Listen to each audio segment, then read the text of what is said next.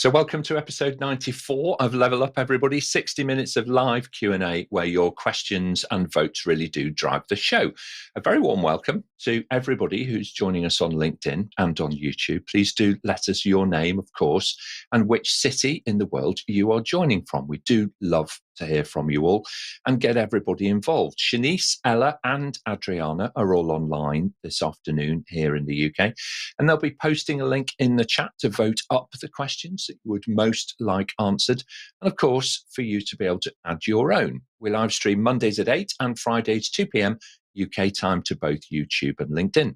Now, today, if your question is selected, your name will appear in the credits at the end of the show. We've been working on that.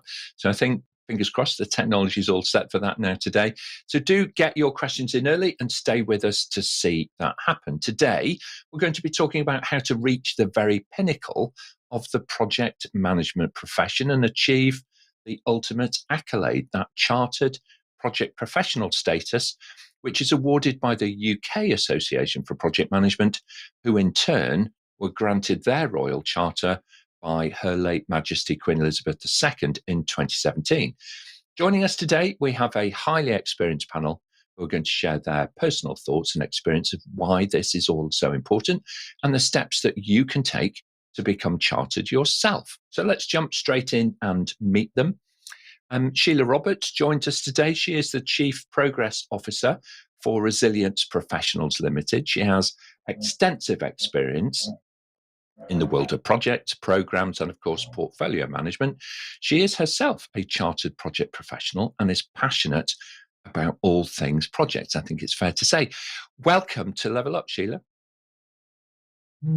Thank you, Nick. As you say, I'm passionate about projects and have been involved in many, many different aspects of them.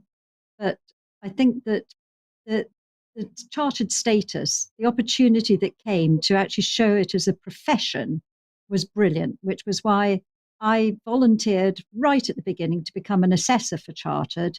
And happily, APM agreed that I should be. So I was one of the first cohort of assessors as well. Brilliant. Thank you very much indeed. Also joining us for the first time today on Level Up is Eddie Borup, who is a PPPM specialist with IBP Solutions. His international career has spanned more than 40 countries and taken him from running small engagements to complex delivery projects with many hundreds of people collaborating to deliver. Eddie also holds chartered status and is a fellow of the UK Association for Project Management. Welcome to Level Up, Eddie. Lovely to see you. Good to see you, Nick. Thank you very much for inviting me. I did achieve my chartered earlier this year, and one of the reasons I wanted to be here was to help, if I can, anyone who's considering taking that journey. So thank you. Perfect. Thank you so much.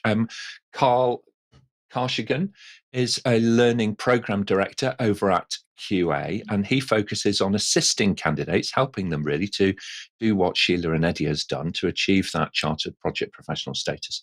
Carl develops and delivers bespoke learning interventions for his clients and is the driving force, I think, helping them develop their own kind of organization-wide competency frameworks and so on. So welcome to Level Up, Carl. Lovely to see you. Thank you, Nick. Yes, folks. So I have a passion for seeing people develop. And with Charter coming onto the scene, seeing people develop not only in their own profession, but going out and being able to demonstrate, not only do they know something, but they can do it and they have done it. And that to me is absolutely important.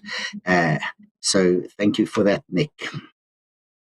Okay, thank you very much. Now, a more familiar face to folks on the panel today is Raj Khanna. He is, of course, director and lead trainer at Raj Khanna Associates, where he works with clients both in the public and in the private sectors here and also overseas. I think it's fair to say he's a keen coach and mentor. Raj has been instrumental in helping others achieve their chartered status using things like Praxis Framework and so on. So welcome back to Level Up, Raj. Great to see you.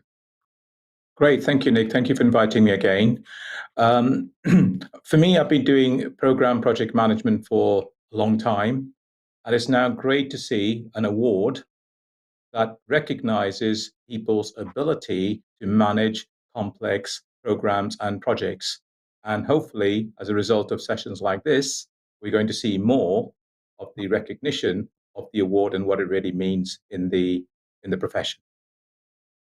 Absolutely. Thank you very much, Adine. Thank you, audience, for kind of prompting us to also give you a link through to the Slido where you can enter your questions directly.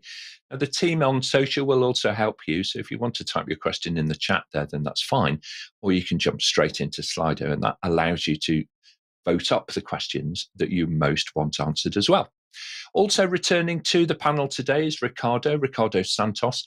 He's Senior Program Manager, of course, with Irish Rail. He's an expert in the delivery of large-scale, multidisciplinary infrastructure projects. And his motto, I love this, Ricardo, is on time, on track, on target, which is fantastic. A chartered project professional himself in his own right, it's our delight to welcome him back to Level Up. Welcome, Ricardo. Sorry, Ricardo, can't hear you. Sorry. I was saying, okay. Thank you, Nick. Thank you, APMG. I'm delighted to be here. In fact, the reason I'm here is it's called Rajiv. He's the mentor, he's the teacher, he's the one challenging me, and I'm so grateful for that. It's a great experience, and I'm ready to share that experience with you all and the value associated with it. I think you're so right, Ricardo. It's one of the things that drives us as consultants and as project management professionals is this pull, the pull and the desire to get better and improve and so on and so on. And having a coach and a mentor is a fantastic asset for everybody. So I completely understand that. Now, joining us today as our question master is Jenny Hepler. And I think she's joining us from the very beautiful city of Pittsburgh over there in Pennsylvania in the US. How are you doing, Jenny? Great. How are you, Nick? I'm very well, thank you. Yeah, I'm very well. And I'm enjoying the last tastes of summer, although it's a little chilly now, to be fair, in the UK. I don't know how that is with you in Pittsburgh. Yeah, it's been a little chilly this week, but getting a bit warmer for the weekend. So we're looking forward to a nice late summer weekend. All right. Okay. Well, very good. Well, on that note, we've got a lot of questions stacking up, and I can see lots of folks joining us live online. So, Jenny, on that note, please, may we have our first question, please? Absolutely. So our first question is from Hattie Brown. Do you need qualifications to become a chartered project manager? All right. So, panel, is it something that's necessary? Shelia, start us off, and then we'll hear from Raj. It's absolutely not necessary, but a great asset if you do, because you've got to demonstrate not only your experience, but also your knowledge underpinning your experience. So you can become a chartered project professional with no qualifications whatsoever, but you do need to actually understand project management and the theory that underpins it. Okay, thank you very much indeed. Raj, your thoughts?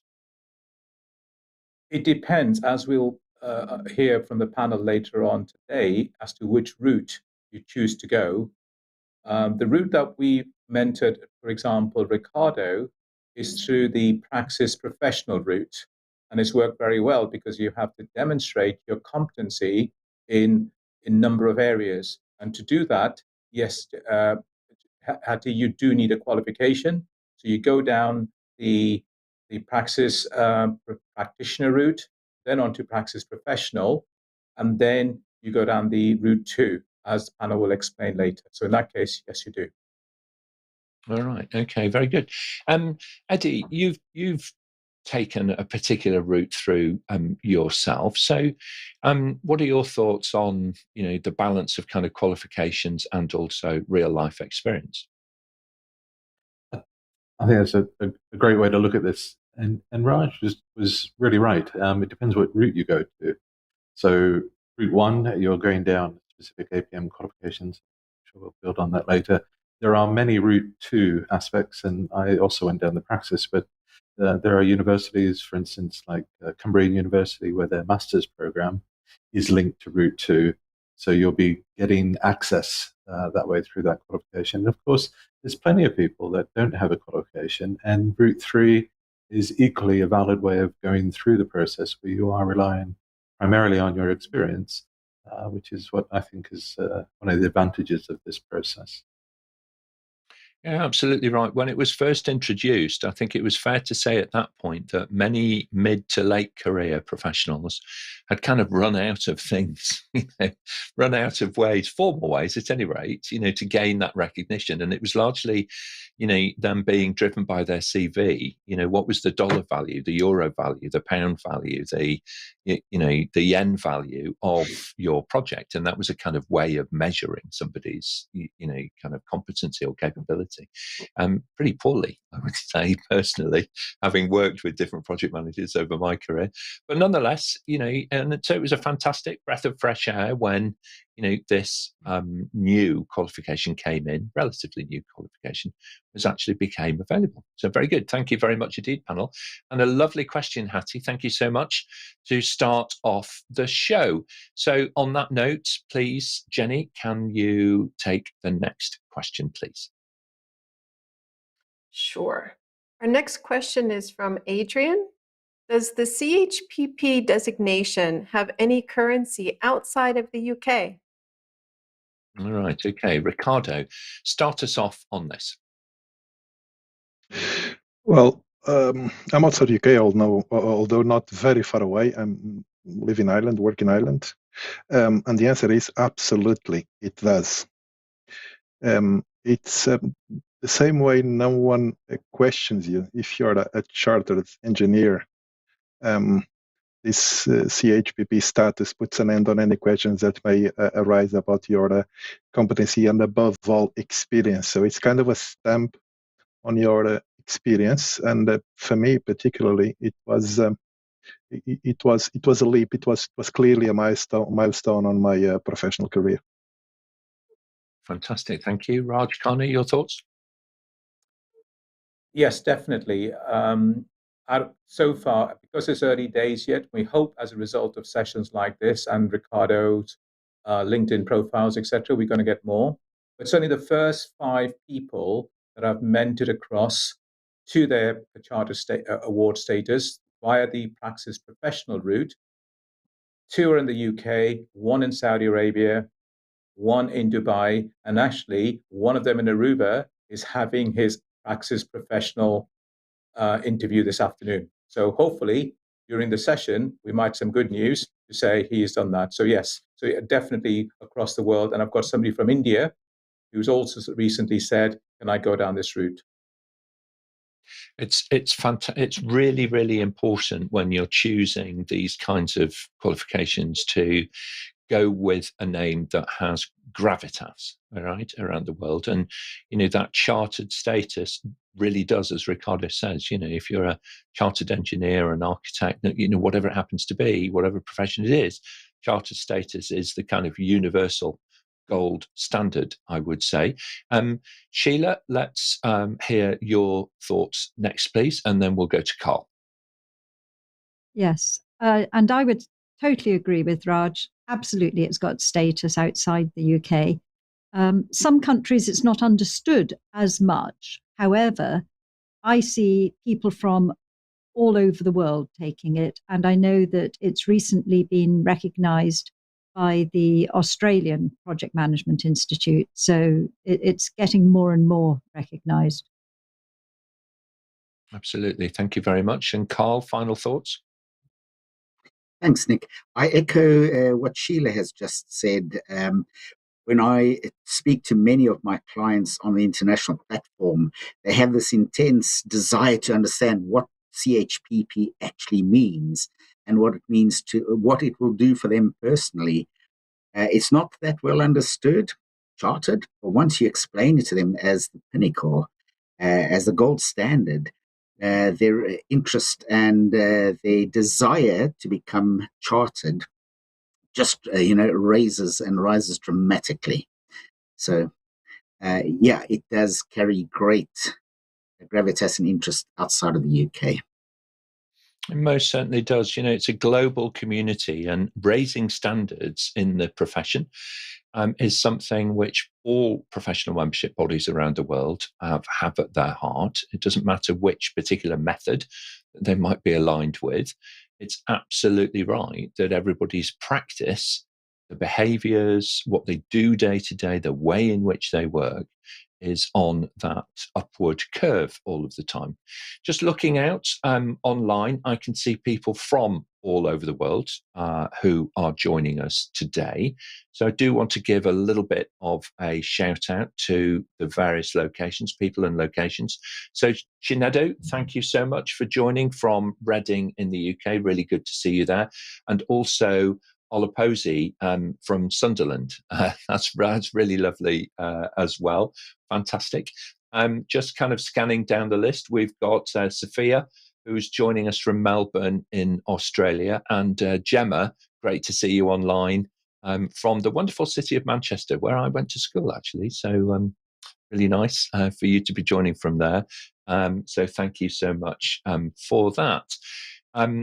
We've talked about Melbourne a little bit in the past, one of my favourite cities, and the home of business meetings in the coffee shops, I think, from memory. It was my pervading memory of Melbourne. And Amelia, great to see you joining us from West Africa, from Nigeria. Fantastic. Thank you very much indeed. If you're online, please do put your questions directly into the chat or over on Slido, and we'll pick them up and bring them into the panel. And on that note, please, if we may, Jenny, let's take our next question. Sure. Our next question is from Nick. Sui, what are the benefits of becoming a chartered from your perspective? All right, panel. So, we've got several folks who have already done this. Eddie, start us off. What are the benefits of becoming chartered? Hi. For me particularly, the benefit was around consolidation. I've started to feel that although I have years of experience, I think we rely too much on that. I think clients and people that are engaging with you need to have a balance between what your CV says you've done, but also in terms of whether or not you're qualified. So for me, it was helping get over that sort of complex of not necessarily qualified to do what I do, and able to reflect that in a qualification, as you said at the beginning of the program, which hopefully is at the top end. Absolutely right. Thank you very much indeed. Sheila, your thoughts, please? And yes, a bit like Eddie, I wanted to consolidate, but also, unlike the other panelists, I came from a vocational background. I don't have a degree. So I wanted something that was actually going to verify that I had professional status, not just done a few short courses. It was really the pinnacle. And I'm sure people who've come through the apprentice route would really benefit from that in the same way that I did, to avoid the imposter syndrome. It's something that haunts all of us, isn't it? And it's recognised now, I think, more widely, in lots of different walks of life. And I think you're absolutely spot on there, Sheila. It's an important, if you like, confirmation. Somebody else is saying, "Hang on a minute, no, this is really amazing. Your experience, your practice is fantastic." Excellent. Thank you so much. Raj, your thoughts, and then we'll hear from Carl. For me, I'm very passionate about project program management and change management to be seen as a profession. So we talk about healthcare professionals. In my opinion, I like to use a word called change care professionals. So we have chartered accountant. I've grown up in India. I was born in India. Today, to sign any documents, you have to be a chartered accountant. To provide certain treatments, you have to be a chartered physiotherapist or a chartered occupational therapist. And why do we today believe that anyone can manage a complex project? So we need to start recognizing, and that's what the practice and then the chartered route does, is to demonstrate that these individuals have experience of managing complex programs and projects. And therefore, we should start seeing that as a profession and only employ people who are chartered because they have demonstrated their ability to do so. So it may not be now, but I do believe it should have benefits and it should be recognized as a chartered profession as any other profession that is out there. For me, Nick. You make such a good point, because that trust is immense when you're appointing somebody into these leadership roles that cannot be anything other than a leadership role when you are a project manager. Really good points. Thank you so much, Raj. Carl, and then Ricardo. Thanks, Nick. I found it quite interesting that before I was awarded chartered status, I would engage with my clients and others and my colleagues, and we're all of the same ilk. And even though I also gained a master's in applied project management, that carried some weight. People looked up to me. It gave me that feel-good factor. But I've got to be honest, when I attained chartered status, the credibility, my credibility, rose so much within my own colleague environment, and clients with whom I've had a long-standing relationship also view me in a totally different light, because this demonstrates not that I only know about things, and I've had some involvement in delivering projects in the nuclear industry and other industries, but equally I've got a very good overall ability to manage complex projects in complex situations. So that credibility adds great value to me as an individual. So Thank back you to you, so Nick. much indeed. Thank you. Yeah, Ricardo, final thoughts on this one, please. Yeah, I don't want to repeat what was said, but it's actually a lot about recognition from your peers and from your management. But I also think there's a specific aspect to not be neglected here. For those that know Praxis, if you want to practice E3M in an excellent way, you need to look at three different routes, ways, yourself as the individual, the team, and the organization. So there's a lot of things that need to happen for excellence to be achieved. And you cannot start talking about capability, maturity models with your management if you don't have a stamp that acknowledges your capability to do so. So for me, it was mostly that. Projects and programs I'm working on right now are of large scale, and I felt I needed one more layer of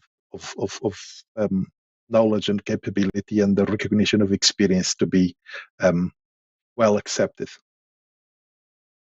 Excellent. Thank you very much indeed. Those benefits as well. I'm going to quote another, expert really in benefit realization here, who has always reminded me that benefits accrue usually beyond the completion of a project. So having chartered status, I think the benefits, yes, you get a little boost, when it actually happens, but the long-term benefits accrue many, many months and years after achieving that status. So I do think that everybody is going to benefit from this significantly as the whole profession ratchets itself up, and it proves its overall professional performance. So really very good, fascinating panel. Thank you so much indeed. Jenny, if we can, I can see that there are live questions stacking up as well as those pre-submitted. Let's take our next question, please. Yes, Nick. So the next question is from Chinedru. How do I start the process as an experienced project management professional? And are there professional support available to achieve this? All right. So setting out with the end in mind then, panel, how would you go about plotting your route? Raj, you've done a lot of this. What advice would you give? And then we'll hear from Eddie.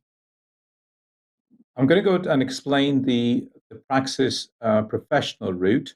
So if you have prior project management qualification, then Praxis exempts you from doing a foundation examination. So you go on we're doing a lot of these, and Ricardo was our first global. So we go on to do your praxis practitioner exam, and then to answer your question, we will then support you to complete your application process, because what you have to do to go down the praxis professional route is complete and demonstrate 20 competencies for a complex project you have managed. So it's about stakeholder engagement. Nick just mentioned benefits management, conflict management, influencing skills. So it's really writing your thesis again, but all your experience being put down. Then you have your interview. As I said, somebody mentioned if somebody's going through that today, and that gives you the praxis professional route. That is route 2, which is now recognized by the Association of Project Management. You then go through another interview with them to get your status. So it is working very well, as Ricardo is the proof of that. And if you do need some further information, then please contact us through APMG. Sure, absolutely. Thank you so much. Shelia, what are your thoughts about setting out on this journey towards chartered? I think the first thing is to work out which route you should be going. And Raj has mentioned route 2. We've mentioned route 1, route 2, route 3, but perhaps it's useful just to differentiate those for a moment. Route 1 is for people who have a recognized qualification that covers the technical knowledge areas that are needed. So that's the theoretical knowledge underpinning project management. That route means that you have a 1-hour interview focused on your professional practice. Route 2 is for those who've demonstrated not only their theoretical knowledge, but also that they have experience to demonstrate their competence in those areas Raj has just mentioned. That then results in half an hour's interview, which confirms professional practice. Then route 3 is for those people who don't have a recognized qualification or any other reason to have an exemption. Route 3 means that you actually have a 2-hour interview, and the 2-hour interview gives you questions both around the theoretical underpinning and your professional practice. So I think the very first step is to work out which route you should be going down. Thank you very much indeed. Eddie, your thoughts on this one? Yeah, just really building on what Shirley just said, there are 3 routes, and she's explained them really well. So route 1, if you have specific qualifications already with APM, that's probably the chosen. You specifically asked in your question about having professional help. Route 3, you can go on your own, but if you really feel that you need that sort of guidance, as Raj was sort of indicating, route 2 seems to be a better one. And again, looking at the APM website, which I think the link will be up later, you'll be able to see the various supports. I also went through Praxis because of similar reasons, but there were also other choices depending on where you are and what sort of support you're after.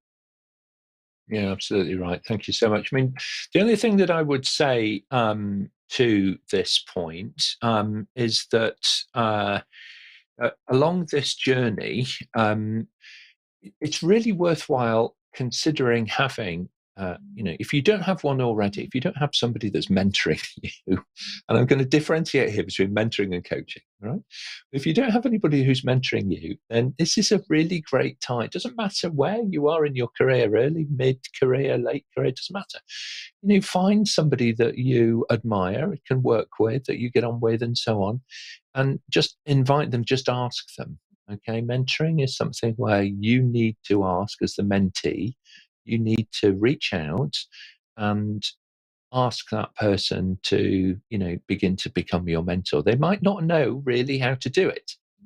Quite frankly, most people like the idea of it, but they don't necessarily know really what's involved. But between the pair of you, you can figure that out. And that really, really does help, because then suddenly you have a little angel on your shoulder, not to do the work for you, but actually to whisper the right kinds of things in your in that quiet little moment, where you're thinking, how do I do this, or what was I thinking about here, and these sorts of things. So do reach out to people and really set that up. That would be my advice to try and help guide you through, Chinedu. So fantastic question. Thank you so much. Really well phrased. You managed to get kind of 2 questions in one there. So extra value, 2 for the price of 1.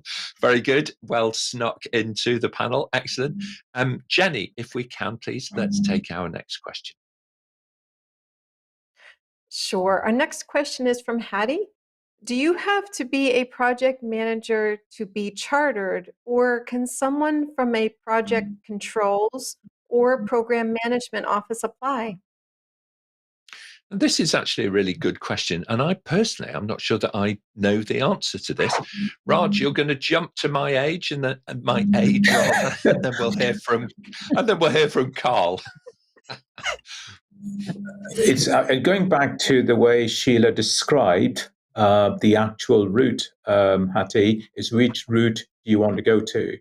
So if you have experience of managing complex projects, whether you are working in a portfolio management office or you're working in project controls, and if you can demonstrate those abilities, then route 2 seems that ideal route for you. However, Sheila's again explained route 3.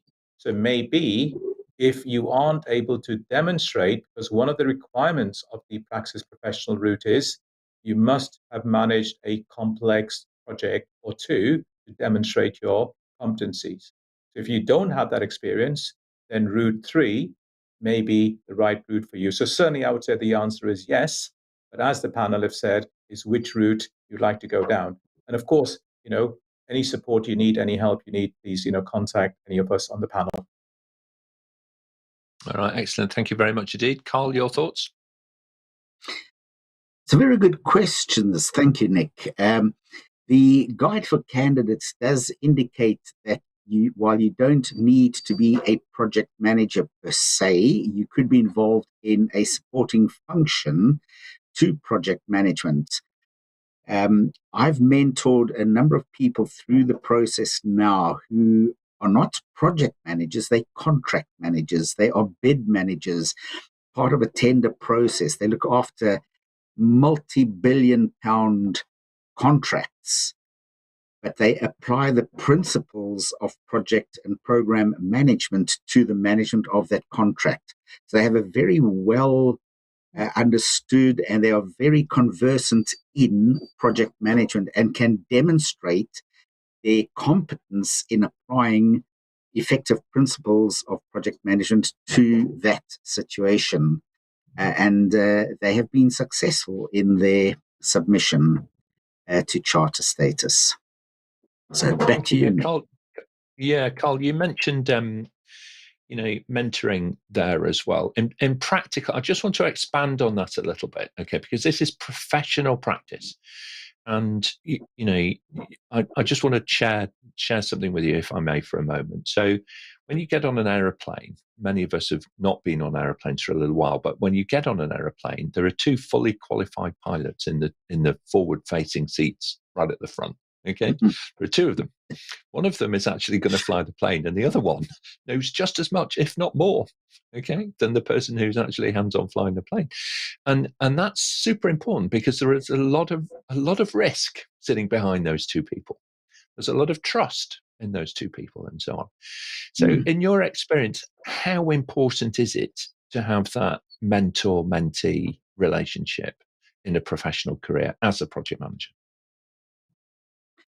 Nick, that's very good.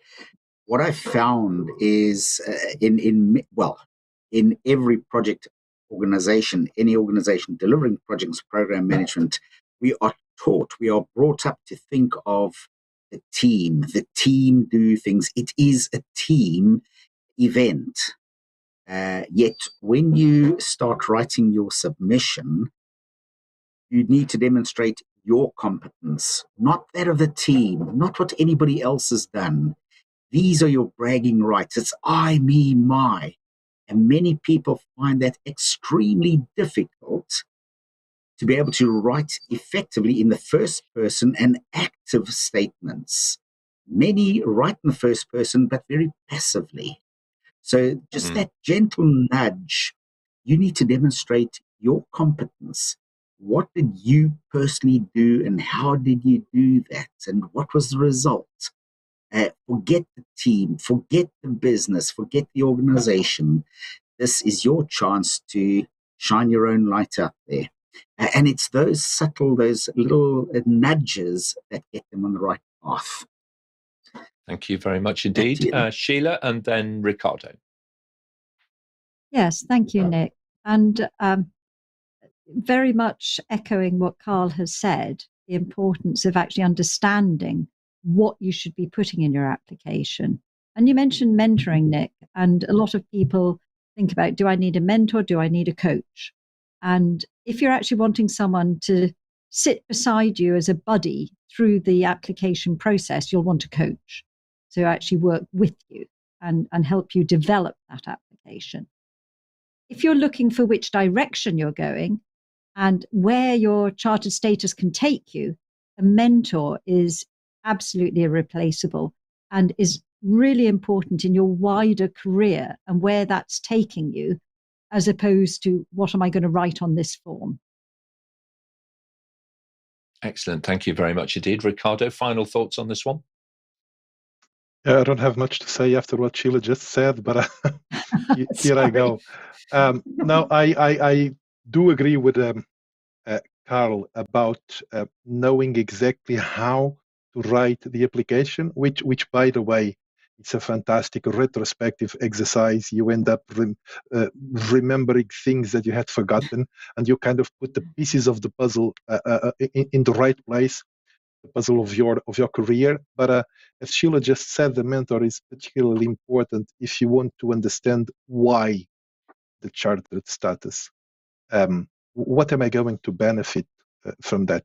What are my perspectives? What are the opportunity doors that will open for me? So it's not just sitting next to the guy that has 10 times more flying hours than you. It's understanding what opens ahead of you. So mentoring is very important. Absolutely right. Thank you very much indeed, panel. A real kind of deep dive there, isn't it, into the nuance really that is this. This is not a tick the box exercise. This is a reflection, a recognition. That's that strong word, that recognition of your professional practice. Very, very important to think that through, and get that right. Excellent. Very good indeed. Jenny, let's move on if we can, and we'll take our next question, please. Sure. We have a live question from Ola. Are all project management methods of equal merit when it comes to chartered status?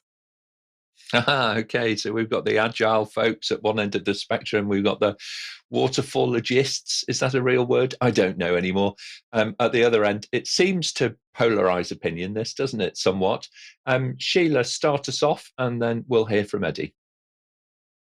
The APM are method agnostic when it comes to chartered status. You can come forward having studied any method, practiced any method, or no method. And I know my first big project, I did completely by the seat of my pants. I didn't even know you could study project management at that point in life. But hopefully people are more enlightened these days. However, you don't need to have a particular method. But if you've got that theoretical underpinning, you can come from any angle. Absolutely. Thank you so much. Great work, panel. And I love that reference to early career. I think we all did a lot of that. Early on in our careers, we were all faced with challenges where we were kind of, what do they call it now? I suppose it's very agile, isn't it? But we were really making it up as we were going along and learning on the job. Yeah. Thanks so much. Eddie, your thoughts on this, please. Certainly from the charter set, just really supporting Sheila's view that there is no distinction between that. The route towards charter status, there is one in particular that can be done via a method or a framework, which is the practice which Raj has talked about before. But the chartered bit, no, it's your competence and your currency that they're looking for in ethics, so on. So. Okay, thank you very much indeed, panel. That's really great. So let's move on. We're running out of time a little bit, so we're going to pick up the pace now. If we can, Jenny, can we have our next question, please? Absolutely. The next question is from Yvette. Do I have to be a project manager to be a chartered project manager? And I think we're going to keep the answers to this one fairly short because we have covered this to some extent already. I think, Eddie, do you just want to do this in a nutshell for us and then we'll move on? No, you don't. That's a pretty small nut. Okay. Well, thank you for that. But I would refer you, Yvette, actually, to an answer that we gave a little bit earlier in the episode. And, on the YouTube recording, we will bookmark all of those answers, all the questions and all the answers for you, okay, so that you can go back and find it a little bit. The scope is wider than that, but you still have to be true to the faith and the principles of great project management practice, all right, in order to be successful at becoming chartered. Jenny, let's move on, please, if we can. We'll take our next question. Sure. Our next question is from Martin.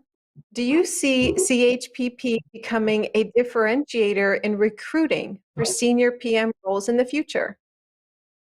Yeah, no, we are starting to see some evidence of this, really, aren't we? Ricardo, would you like to go first? Because we often come to you last when everybody's answered everything. So let's start with you, and then we'll hear from Raj next. It obviously depends on the level of seniority of the position that you're applying to. But if you're applying to a mid to high level position, it definitely makes a difference. Absolutely, mostly because people will recognize in you the capability of the three aspects that need to be managed: individual, people, the team. Processes, organization. So if you want to really have a significant role on the delivery of change, having the chartered status makes a lot of difference. Okay, thank you very much, Raj, and then Carl. I'm going to go back to this concept of the route 2. But first of all, as I mentioned earlier, we have to start seeing project program management as a profession and look for people who are chartered for complex projects, Martin. We'll see a number of projects that have failed, and some of them have gone through a 5-day course, and they've got a qualification, and we believe they are practitioners.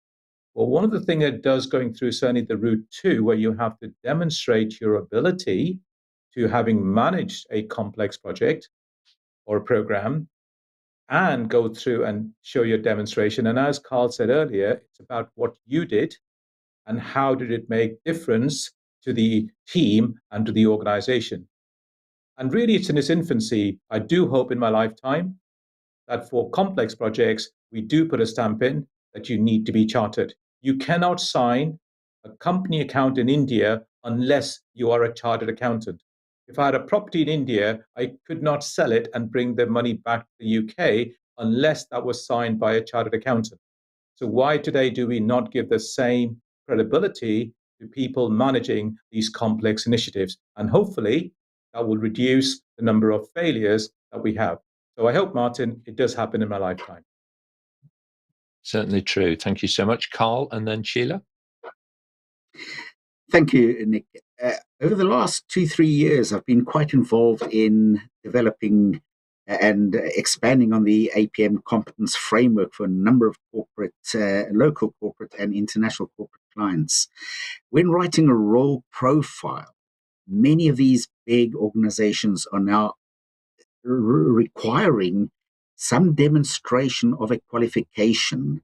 So going from a very basic project management awareness all the way through to chartered status. So the answer to that is yes, it is definitely becoming a differentiator in recruitment in the large industry. Okay, thank you so much. Shelia, final thoughts on this? Yes, I think we're starting to see some job adverts wanting chartered status. And once you start to see that, it's just the beginnings. It will grow and grow. Absolutely right. And, certainly I have the privilege of being able to look across different job sites all over the world, as our team from APMG is located in different countries. And we're starting to see more and more people now talking about chartered status. And with recruitment companies lagging, there's a little bit of latency for recruiters to recognize it, because they're often copy and pasting text for job adverts that they did some years ago. You may even actually recognize the job advert that you are currently holding being reused and reconstituted for another role. So it will take a little while, but it's absolutely on its way, Martin, for sure. And the values to that point that all of the panel have spoken about today are the things that leading employers are really looking for in that most senior and exciting. It's not just being a project manager, is it? It's about having great work. That's the thing about being a passionate practitioner. You want the next project or program, to be better than the one that you've been delivering so far in your career. So very good. Thank you very much indeed. On the social side of things, we've got a huge number of people now and countries represented from Europe. We've got folks in Germany, we've got people in the Netherlands, we've got people in Africa, from West Africa to East Africa. We've got people from literally all over the planet on today's conversation. And quite right too, as we delve into, what really does build a professional community and take them all up to the next level. One of the things that comes with all of this chartered status is, of course, that it's built on the shoulders of giants. The membership organizations that are running in each country that provide that connectivity for individuals to come together to talk about problems and get support from each other is really, really important. So whichever country you are in, do reach out to your local country-based association for project management and see if you can join it and see if you can get some benefit from that. We did have a couple of shows early on in the Level Up episodes. We will find the episode number for you. It was a lady called Tricia Moon who joined us from the UK Association for Project Management. It was talking all about the benefits of membership and so on. And I'm sure that she would be a great name for people to be able to reach out to and find out more information. Very good. Okay, let's move on. I think we've got our just about time for one final question, please, from the audience. So, Jenny, can we take our next question, please? Sure. We have a question from Marion. What percentage of ChPPs used each of the 3 different routes to become chartered? Oh, wow. Now, this is one of those sort of, who wants to be a millionaire style questions. I'm not entirely sure that we have that data just to hand, Marion, I'm afraid. We might have to guess. Sheila's going to help me out here. I'm going to phone a friend, all right, and ask Shelia. Oh, actually, I've got a choice. So Shelia first and then Carl. Go ahead. I don't have the actual data in front of me, Nick. That's with the APM. But just from rough ideas, most people to date have gone through the Route 3 route. Route 1 is the least popular, and Route 2 is somewhere in the middle of that. But Route 2, we are expecting to grow as there are more recognized competence-based assessments being recognized by the APM. So in Australia, the Australian Project Management Institute has got a recognized assessment route. Raj has mentioned Praxis continuously through this. And there will be others. Some of the universities have got them. So as they get more numerous, Route 2 will become more and more. Okay, thank you so much. Carl, your thoughts on this? Just very briefly, and these are only the numbers that I have been involved with. but it's indicative about 85% go through route 3, about 14% have gone through route 1, and I've only had 2 people go through route 2 out of just over 400. So Okay, those are my numbers. Interesting. And it's early days, I think, to get up to those, larger volumes and so on. The cohort is kind of maturing and it's getting ready. Lots of people in the early preparation phase, lots of people in the phase of, thinking, do they have the right mix, to be able to work with? And that's why it's so important to have a mentor and a coach and so on. Now, on behalf of the panel, I do want to actually invite you as viewers to Level Up. A lot of you are on LinkedIn, so thank you for joining us from there. Quite sure that the panel would welcome it if you reach out to them on LinkedIn and would like to connect with them. So you're very welcome to do that. You can find a link directly to their LinkedIn profiles by going to apmginternational.com and go on our events page. And from there, you'll find lots of Level Up episodes, and today's episode is number 94. So you'll be able to click through and ask them politely, of course, to connect with you. I always say this, but please don't sell us anything. It's not what we're here for. But if you want to be, connected to somebody who's worked through this and can help you, then you're most welcome to do that. I would really love you to get in touch. That's what we're here for. All right, really good. Well, fantastic job, everybody online today. It's been super busy in the chat. There's been a great deal of conversation from around the world. So what I'm going to do now is I'm just going to walk around the panel and ask each of you for your closing remarks, if I may. So Shelia, let's start with you, and then we'll hear from Eddie. Oh, thank you. Noise there. Yes, thank you, Nick. And thank you, everybody who's asked questions, because they're great questions that we've had. And I would just encourage everyone to consider getting their Chartered Project Professional status if you're at that point of your career that you feel you've got the right experience. Do reach out. As Nick said, I'm sure I speak on behalf of all the panelists. We want to promote it. We want to promote working with people to help in the process as well. So look forward to what help I can provide. Okay, thank you so much, Shelia. Eddie, and then Raj. Thank you, Nick. And again, thank you to everyone who's been asking questions and listening. For me, also, I just want to sort of plug head of projects and head of programs and head of PMOs, but I think you also have a sort of duty to consider this as a way of making sure that you're on top of your profession, and then you'll have a better idea of how to use it with the staff that you have. So yeah, important for project managers and program managers, but I think even more important for those that are in charge of practices. Excellent. Thank you very much indeed. Some great advice there. Raj, your thoughts, and then Ricardo.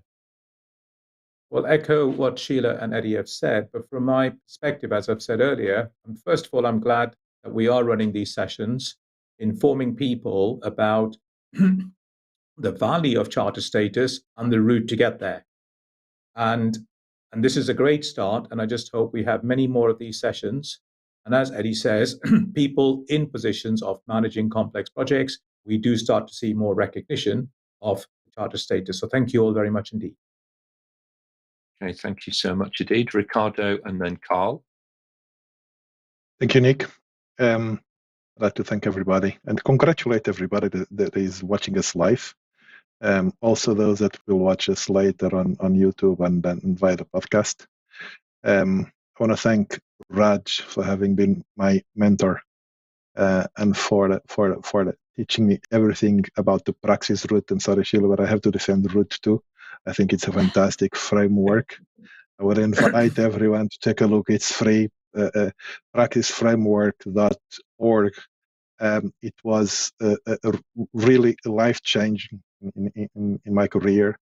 So thank you all, and this is what I would challenge you to join us, to watch these episodes and to understand what praxis is and the ChPP status.